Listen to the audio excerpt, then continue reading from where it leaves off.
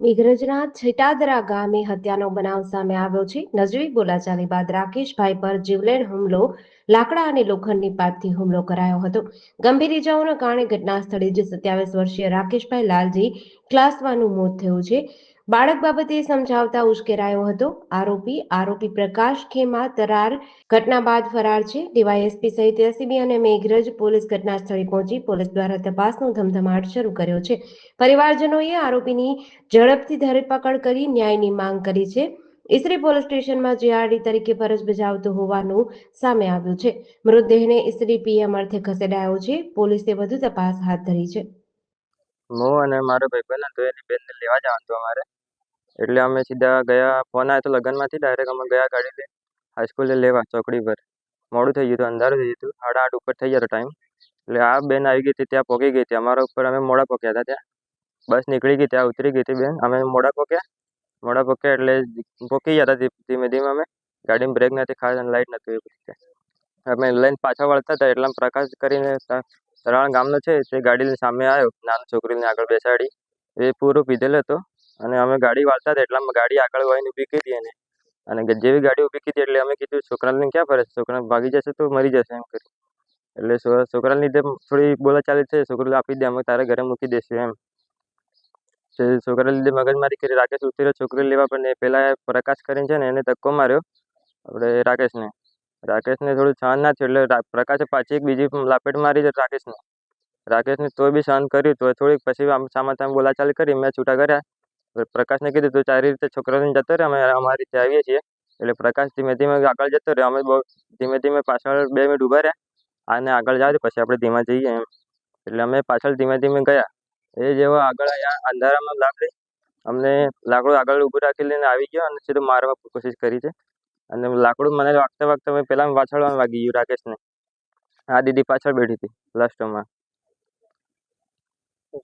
પછી રાકેશ તરત નીચે પડી ગયો. એના માથામાં મેં ખૂન જોયું એટલે મારા જોડે ફોન નતો. આ દીદી ડિપ્રેશનમાં હતી એટલે મેં આને કશું કીધું નહીં. હું ફોન કરાવીને આવું એમ કશું કીધું નહીં. હું ડાયરેક્ટ ભાભીને ગયો ફોન લેવા. ફોન કર્યો મેં આજુબાજુ બધાને, પછી બધા જમા કર્યા. જાણ કરી ગાડી લેવા આવી. ન્યાય મળે, સમાજનો ન્યાય મળે. આવી રીતે આ છોકરાઓ રાતે છોકરીઓ લઈને આવતા હોય તો હેરાન કરે અને છેડછાડી કરે. આવી રીતના ન્યાય આપો. મોડાસા મારી એક્ઝામ ચાલી હતી 3 થી 6 વાગ્યાનો, અને 7:30 વાગે મારી જાલમપુર બસ મુકાઈ હતી. એટલે હું બસમાં બેઠી. 7:30 વાગ્યાથી બસ ઉપડી ત્યાંથી. પછી હું આવી રંડાવાડાથી. પછી મારા ભાઈને ફોન કર્યો કે ભાઈ મને લેવા માટે આવજે અને આપણે છેટાદરા ચોકડી પર, એવું કીધું મેં. હા તો હું આવું છું. પછી બસ આટલી વારમાં ફટાફટ 15 મિનિટમાં અહીંયા આવી ગઈ આપણે છેટાદરા ચોકડી ઉપર. એટલે પછી મેં ફરીથી હું બસમાં ઉતરી એટલે મારો ભાઈ આવ્યો નહીં. એટલે મેં કીધું તું કેમ આવ્યો નહીં એમ કરી મેં ફોન પાછો કર્યો કે ક્યાં છે એમ. તે કે મને હું ઘરે છું અને મારે થોડીક વાર લાગશે એમ નીકળતા એમ. મેં કીધું તને ખબર નહીં અંધારું પડી ગયું એની કરી હું રડવા લાગી. એટલે મારા ભાઈ કે તું રડી નહીં, તને બીતી નહીં, આપણે ગામ જ છે ને, હશે ને બીક લાગે એમ મારા ભાઈ કહેતો. તો મેં કીધું મેં બીક તો લાગે, બહુ જ લાગે એમ કીધું. પછી કઈ વાંધો નહીં, ફોન ચાલુ રાખે એમ. મેં ફોન ચાલુ રાખ્યો. પછી થોડી વાર પછી આવ્યો ના લાગ્યો એટલે 10 મિનિટ જેવું થઈ ગયું. એટલે પછી મેં ઘરે મારા મમ્મીને ફોન કર્યો કે નીકળી ગયો રાકેશ એમ. કે હા નીકળી ગયો એમ. પછી આટલી વારમાં રસ્તા ઉપર મેં દેખાયો એટલે પછી મારા મમ્મી ફોન કટ કર્યો અને પાછું રાકેશને ફરીથી મેં ફોન કર્યો કે રસ્તા પર આવી ગયો તું એમ. હા હું આવી ગયો, બાઇકની લાઇટ પડે છે જો એમ. મેં કીધું સારું આવી જા. પછી એ આવ્યો એટલે પછી બાઇક ઉપર અમે બેસી ગયા. પછી 3 જણ, હા અમે 3 જણ આવ્યો અને મારા ભાઈ અને હું 3 જણ બેસી ગયા. એટલે પછી એટલી વારમાં પેલો લારો છે ને એ ભાઈ નામ છે, એ આવ્યો પ્રકાશ કરી. હા તો એ આવ્યો એટલે પાછળ આ લોકોની બાઇક જસ્ટ આ બાઇક ઊભી અને પછી એ છોકરાની બાઇક ત્યાં આવીને ઊભી હતી. બાઇક ઊભી બરોબર, બાઇક ઊભી એટલે પછી એમને એવું કીધું કે નાનું છોકરું છે ને તું ક્યાં લઈને જા, અત્યારે મરી જશે ને પડી જશે ને તને ખબર નથી પડતી ને એમ તેમ. તો પછી ઘરે મૂકી દે ને એમ. તો તું ના હાસે તો અમે તારા ઘરે મૂકી આવે ને બધું પછી કીધું. એટલે પછી મારા ભાઈ તો લેવા માટે ગયો કે તું મારું છોકરું ને તને શું કામ આપવું એમ તેમ બોલવા લાગ્યો. પછી ધક્કો માર્યો, પછી માર્યું ને એવું બધું કર્યું. એટલે મને સહનશક્તિ તોય ને ના થઈ.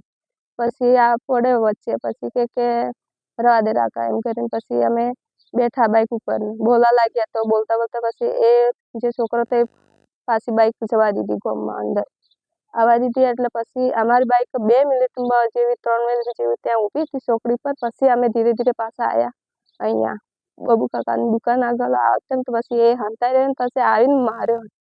બાઇક અમારી સ્ટોપ કરી નાખી દીધું અને કે આજુબાજુ જવાનો રસ્તો બી નહોતો. હું રડી, અમે 3 જણ હતા એ વખતે અને એ એક જ હતો. અમારી આ પુષ્પાબેનને એમએડની પરીક્ષા આપે છે એટલે એક્ઝામ પૂરી કરીને બસમાં આવી અને છેલ્લા હાઈસ્કૂલના ત્રણ રસ્તા ઉતરી અને ફોન કર્યો હશે એના ભાઈને રાકેશને લેવા આવે. એ 5 મિનિટ લેટ પડ્યો, પાછો ફોન કર્યો એટલે ત્યાં લેવા પહોંચ્યા ખરા. પણ જે આ પ્રકાશકુમાર છે એ ત્યાં એની પાછળ ગયો છે એમ કહે છે અને ત્યાં થોડી બથા થઈ છે. આ પુષ્પા રડતી મેં સાંભળ્યું જ હતું પણ કોક હશે એમ કરીને મેં કંઈ રસ દીધો નહીં અને પાછા આવતો અને અહીં બાબુ કદરના ઘરની જોડે એવું કંઈ બાજુ છટકાયું નહોતું અને સીધો આગળ આવી ગયો અને કંઈક બોથડ હથિયાર હતું એવું કહે છે અને સીધું બોચી મારી દીધું નાના મગજ પર અને ત્યાં તો એ જગ્યા ઉપર એક્સપાયર થઈ ગયું. હવે અમારે શું જોઈએ? અમારે ન્યાય જોઈએ અને આદિવાસી પ્રજામાં આવી રીતે બનતો હોય, આવા તત્વો આ રીતે કરે, મા બાપને કીધું ન માનતા હોય તો એના માટે સરકાર અમને પૂરેપૂરો ન્યાય આપે એ જ મારી આ ઈચ્છા છે. જેડીસી ન્યૂઝ સાથે આશીષ વાળંદ, અરવલ્લી.